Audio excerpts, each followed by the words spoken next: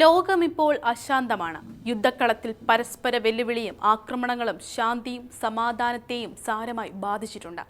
ഇറാന്റെ പരമോന്നത നേതാവ് ആയത്തുള്ള അലി ഖമനേയി ഉൾപ്പെടെയുള്ള പ്രമുഖർ ഇസ്രയേൽ സംയുക്താക്രമണത്തിൽ കൊല്ലപ്പെട്ടതോടെ ഇറാന്റെ പ്രതികാരം ചുറ്റുവട്ടത്തെ ഗൾഫ് രാജ്യങ്ങളിലേക്കുൾപ്പെടെ തിരിഞ്ഞിരിക്കുകയാണ്. അമേരിക്കയുടെ സൈനിക താവളങ്ങളുള്ള ഗൾഫ് രാഷ്ട്രങ്ങളിലേക്കാണ് മിസൈൽ ആക്രമണം നടന്നത്. ഇതോടെ പശ്ചിമേഷ്യയിൽ അതീവ സങ്കീർണമായ യുദ്ധാന്തരീക്ഷം. മലയാളികളടക്കം ലക്ഷക്കണക്കിന് പൗരന്മാർ തൊഴിലെടുക്കുന്ന ഗൾഫ് രാജ്യങ്ങൾ ആക്രമണത്തിന് ഇരയാവുന്നതിൽ ഇന്ത്യയ്ക്കും കടുത്ത ആശങ്കയാണുള്ളത്. യുദ്ധവും അതുവഴി ഉണ്ടാകുന്ന പ്രത്യാഘാതവും കൊണ്ട് എത്തിക്കുന്നത് വലിയ ഒരു അനിശ്ചിത അവസ്ഥയിലേക്കാണ്. ആഗോള വിപണിയെ സാരമായി ബാധിക്കും. ഇതുവഴി വിലക്കയറ്റം ഒരു പ്രധാന പ്രശ്നമായി മാറും. അങ്ങനെ അനവധി പ്രശ്നങ്ങൾക്ക് ലോകം സാക്ഷ്യം വഹിക്കേണ്ടി വരും. ഈ ഒരു സാഹചര്യത്തിൽ നമ്മൾ ചർച്ച ചെയ്യേണ്ട ചില രാജ്യങ്ങളെക്കുറിച്ചാണ്. എന്താണ് എന്നല്ലേ പരിശോധിക്കാൻ വിശദമായി. നമസ്കാരം, ഞാൻ ആരതി. വിവിധ കാരണങ്ങൾ കൊണ്ട് രണ്ടോ അതിലധികമോ രാജ്യങ്ങൾ തമ്മിൽ പരസ്പരം യുദ്ധം ചെയ്യുന്ന പതിവ് ചരിത്രത്തിലുടനീളമുണ്ട്. പല നാടുകളുടെയും ഭാവിയെ തിരുത്തിയതോ പുതിയൊരു ഭാവി ഉണ്ടാക്കിയതോ എല്ലാം യുദ്ധങ്ങളാണ്. പഴയ ഭരണാധികാരികൾ മാറി പുതിയൊരു ഭരണാധികാരിയും ഭരണക്രമവും യുദ്ധശേഷം ഉണ്ടാകാം. പല രാജ്യങ്ങളുടെയും അതിർത്തികൾ മാറിയതും സാമ്രാജ്യങ്ങൾ തകർന്നു വീണതുമെല്ലാം യുദ്ധഫലമായാണ്. ചരിത്രത്തിൽ ഇന്നുവരെ യുദ്ധം ചെയ്യാത്തതോ അല്ലെങ്കിൽ ഏറെ നാളായി യുദ്ധം കാരണം ആൾനാശം ഉണ്ടാകാത്തതോ ആയ രാജ്യങ്ങൾ നമ്മുടെ ഭൂമിയിൽ ഉണ്ടെന്ന് പറഞ്ഞാൽ വിശ്വസിക്കുമോ? ചെറുതും വലുതുമായ അത്തരം ചില രാജ്യങ്ങളെക്കുറിച്ചാണ് ഇവിടെ ചർച്ച ചെയ്യാൻ പോകുന്നത്. ചിലയിടങ്ങളിലാകട്ടെ രാജ്യത്തെ സംരക്ഷിക്കാൻ ഒരു സൈന്യം പോലുമില്ല എന്നതും ശ്രദ്ധിക്കേണ്ട കാര്യം തന്നെയാണ്. ആദ്യം തന്നെ ഐസ്ലാൻഡ്. യൂറോപ്പിലെ പ്രധാനപ്പെട്ട ഒരു രാജ്യമാണ് ഐസ്ലാൻഡ്. ഇതൊരു ദ്വീപരാഷ്ട്രമാണ്. ലോകത്തിലെ ഏറ്റവും വലിയ 18ാമത് ദ്വീപാണ് ഐസ്ലാൻഡ്. 1944 ജൂൺ 17 ഡെൻമാർക്കിൽ നിന്നും സ്വതന്ത്രമായി ഐസ്ലാൻഡ് ഒരു രാജ്യമായി മാറി.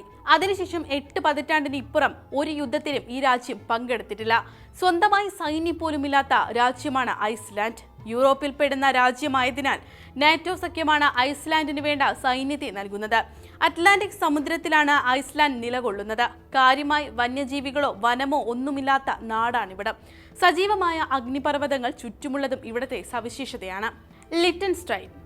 യൂറോപ്പിലെ യുദ്ധമില്ലാത്ത മറ്റൊരു രാജ്യമാണ് ലിറ്റൻസ്റ്റൈൻ. നമ്മുടെ കേരള തലസ്ഥാനമായ തിരുവനന്തപുരം നഗരത്തിന്റെ പകുതി മാത്രമേ ലിറ്റൻസ്റ്റൈനിന് വലിപ്പമുള്ളൂ. ആകെ 26 കിലോമീറ്റർ നീളവും 6.5 കിലോമീറ്റർ വീതിയും ഈ രാജ്യത്തിനുള്ളൂ. മൊത്തം 160 ചതുരശ്ര കിലോമീറ്ററാണ് ഭൂവിസ്തൃതി. ജർമ്മനാണ് പ്രധാന ഭാഷ. 1868 അവർ തങ്ങളുടെ സൈന്യത്തെ പിരിച്ചുവിട്ടു. വലിപ്പത്തിൽ ചെറുതെങ്കിലും തന്ത്രപരമായും സാമ്പത്തികമായും ഏറെ വളർച്ച കൈവരിച്ച രാജ്യമാണ് ലിറ്റൻസ്റ്റൈൻ.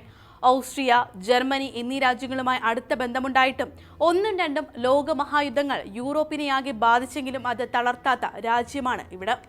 വത്തിക്കാൻ. ആഗോള ക്രൈസ്തവരുടെ ഏറ്റവും പ്രാധാന്യമേറിയ രാജ്യമാണ് വത്തിക്കാൻ. ഇറ്റലിയുടെ ഉള്ളിലാണ് വത്തിക്കാന്റെ സ്ഥാനം. നൂറ്റാണ്ടുകളായി ലോകരാഷ്ട്രത്തിൽ കൈയുള്ള വത്തിക്കാൻ രാജ്യമായി മാറിയത് പക്ഷേ 1929 അന്നു മുതൽ ഇന്നോളം ഇവിടം യുദ്ധമുണ്ടായിട്ടില്ല. കത്തോലിക്ക സഭയുടെ ആസ്ഥാനമാണിവിടം. മാർപ്പാപ്പയാണ് ഭരണാധിപൻ. നയതന്ത്രപരവും സമാധാനപരവുമായ ദൗത്യങ്ങൾക്കാണ് സൈനിക ദൗത്യങ്ങളെക്കാൾ ഇവിടെ പ്രാധാന്യം നൽകുന്നത്. കോസ്റ്ററിക്ക.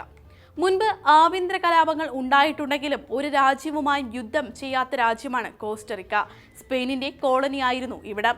അതിനാൽ പ്രധാന ഭാഷ സ്പാനിഷാണ്. ശാന്തസമുദ്രത്തിന്റെ തീരത്ത് കരീബിയൻ ദ്വീപ സമൂഹത്തിലാണ് കോസ്റ്ററിക്കയുടെ സ്ഥാനം.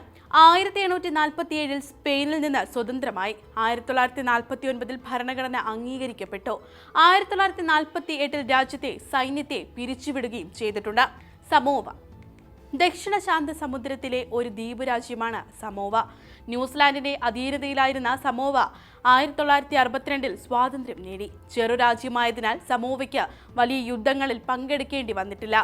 കപ്പലോട്ടക്കാരുടെ നാടെന്നാണ് സമോവ വിളിക്കപ്പെടുന്നത്. മികച്ച നാവികർ നിരവധി ഈ നാട്ടിലുണ്ട്. ടുവാലു. ഓസ്ട്രേലിയയ്ക്കും അമേരിക്കയിലെ ഹവായിക്കും ഇടയിലായാണ് ശാന്ത സമുദ്രത്തിൽ ടുവാലു എന്ന രാജ്യം സ്ഥിതി ചെയ്യുന്നത്. 1978 രാജ്യം സ്വതന്ത്രമായത്.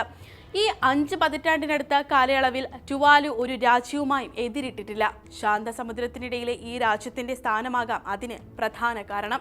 ജനസംഖ്യയും വളരെ കുറവാണ്. ഒറ്റപ്പെട്ട ചെറുദ്വീപ് രാജ്യങ്ങളിലെ മനുഷ്യർ പൊതുവിൽ സമാധാനത്തോടെ കഴിയുന്നു എന്നതാണ് ലോക യുദ്ധ ചരിത്രത്തിൽ നിന്നും മനസ്സിലാക്കാൻ സാധിക്കുന്നത്. യുദ്ധം ആൾനാശവും സാമ്പത്തികമായടക്കം വിവിധ മേഖലകളെ തന്നെ ബാധിക്കുന്നതുമായതിനാൽ അവ ഒഴിവാക്കേണ്ടത് അത്യാവശ്യവുമാണ്.